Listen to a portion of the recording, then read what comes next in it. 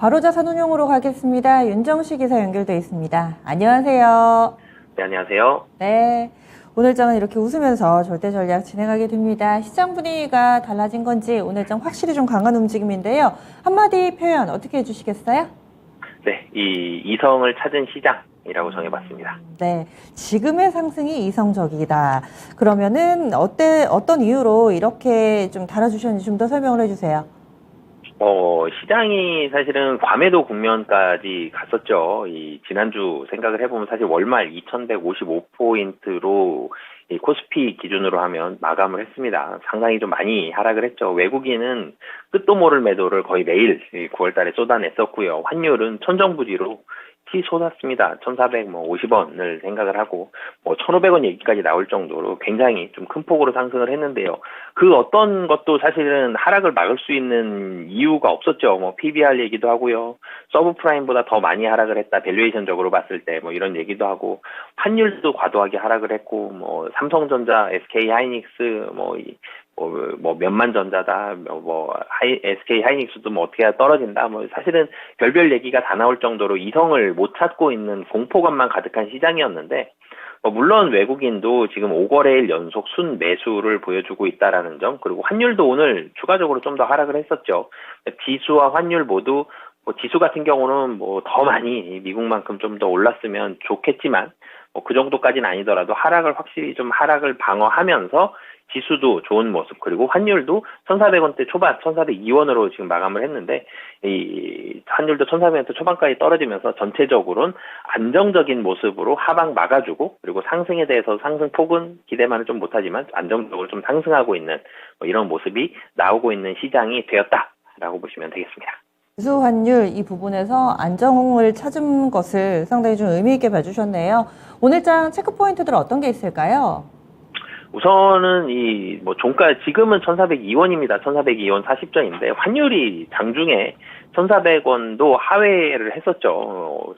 사실은 1,400원이 굉장히 높은 수준인데 1,400원을 훨씬 넘었다가 1,400원을 하회하니까 환율 굉장히 좀 싸 보이는 그런 이 착시적인 모습도 있었는데, 하여튼 장중에는 1,400원을 하회하는 모습까지 나올 정도로 환율도 어떻게 보면 좀 제자리를 찾아가고 있는 모습, 이런 부분이 외국인한테는 굉장히 좀 긍정적입니다. 외국인이 거래소 2,500억, 코스닥을 1,358억 순매수하는 굉장히 큰 요인 중에 한 가지, 이런 첫 번째 환율이 되었다라고 말씀을 드리겠고요. 또 한 가지로는 외국인이 최근에 며칠 동안 굉장히 큰 특징이 외국인의 순매수가 전기전자에 집중됐다는 거죠.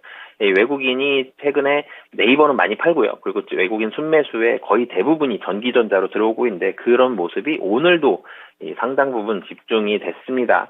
오늘 본다라면 외국인 전기전자에 2,272억 원 순매수인데 삼성전자 1,076억 매수가 들어왔고요. 그리고 SK 하이닉스가 652억입니다. LG 에너지 솔루션은 외국인 소폭 순매도를 했고요.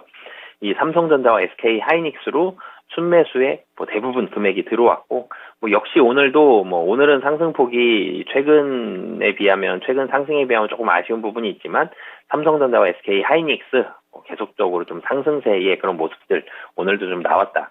전기전자가 순매수가 되고요. 그리고 시가총액 최상단에 있는 이 전기전자들, 삼성전자, LG 에너지 솔루션, SK 하이닉스 1, 2, 3이고요. 삼성 SDI 7인데, 이 종목들이 오르면 지수 오를 수밖에 없죠. 이 종목들이 역시 오늘도 지수 상승을 상당 부분 견인하고 있는 모습이 있고요. 이 전기전자 섹터, 이 낙폭 과대 섹터 중에 가장 대표적인 게 전기전자죠.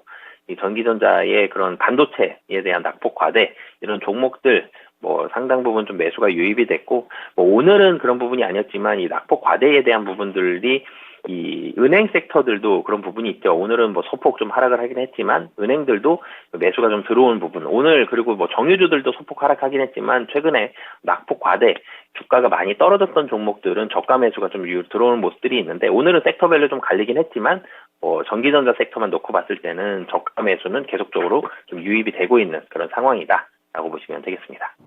오른 건 좋은데 냉정하게 시장을 보면은 뭔가 근본적인 것이 바뀌고 나서 오르면 탄탄하게 오르는구나 이런 느낌을 받을 텐데, 단순히 싸서 오르면 그 다음을 담보할 만한 에너지가 좀 부족하지 않나요? 네, 지금 사실 굉장히 좀 아쉬운 부분이 있죠. 전기전자를 많이 전기전자의 매수가 많이 들어가고 전기전자 종목들이 상승을 하고 전기전자 상승하면 시가총액 최상위 종목 시가총액 1위부터 10위 한 절반입니다. 예, 이렇게 상승을 하고 이 시가총액으로 기준으로 보면 50%가 넘죠.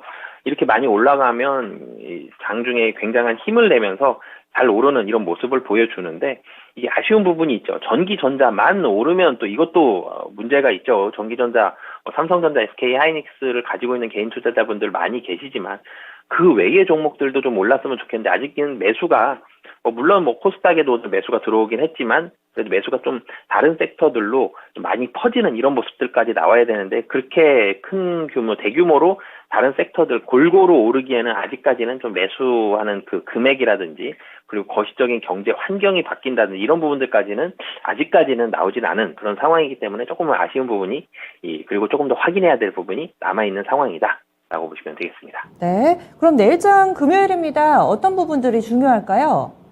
우선 내일장은 큰 폭의 움직임보다는 조금 쉬어가는 움직임이 나올 가능성이 높죠. 최근에 금요일 시장이 그렇게 좋았던 적이 별로 없었던 부분이 있고 고용보고서가 사실 좀 애매합니다. 고용보고서가 너무 또 잘 나오게 되면 경기 살아난다, 또 금리 인상 얘기 좀 나올 텐데 최근의 분위기는 도리어 경기가 어느 정도 그러니까 그야말로 유지가 되는 정도로만 가지고 있으면 이 고용보고서 그 경기 침체 그리고 금리 인상에 대해서는 조금은 보수적인 모습이 나올 수 있다 이런 부분들이 이 시장에서는 어느 정도 좀 호재로 받아들였기 때문에 고용보고서 같은 경우는 최근에 이 서비스업 지수 보면서 어제 같은 경우 좀 힌트가 어느 정도 있었죠. 공호용 보고서 어느 정도는 잘 나올 것으로 보여지는데 좀 너무 잘 나온다. 이렇게 만약에 된다라면은 이 시장은 다시 한번 좀 쉬어가거나 소폭의 조정 정도는 나올 수 있기 때문에 고용 보고서 이런 부분으로 좀 참고해 보시면 좋을 것 같습니다. 네, 고용 보고서를 보자.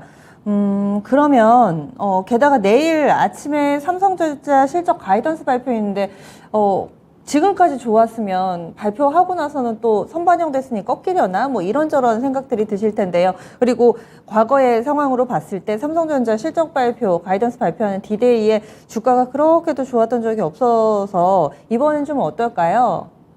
삼성전자가 사실은 좀 전에 말씀 주셨던 대로 사실 실적 발표일에 주가가 많이 오른 적이 거의 없습니다. 예, 그런데 최근에 또 오늘까지 포함하면 삼성전자 4거래일 연속 상승이거든요. 그렇기 때문에 내일은 그리고 삼성전자와 SK 하이닉스 반도체 부분에 있어서는 실적이 좀 안 좋을 가능성이 굉장히 좀 높죠. 그러니까 반도체가 최근에 반등하는 게 3분기 실적이 좋고 4분기도 좋을 것이다. 이래서 상승하는 게 아니라 내년 상반기에 반도체가 반등할 것이다 라는 분석으로 인해서 지금 주가 과도하게 반영돼서 내년 초 실적 바라보고 그래서 상승하는 거거든요. 그렇기 때문에 3분기 실적은 좋게 나오든 좋지 않게 나오든 삼성전자의 큰 폭의 상승 이런 부분들까지 가기에는 좀 쉽지 않은 상황이고 내일은 삼성전자의 주가는 좀 쉬어갈 가능성이 높은 상황이다 라고 말씀드리겠습니다. 네. 그럼 내일장 전반적으로 어떻게 좀 예상하시는지 그에 따른 전략도 세워주세요.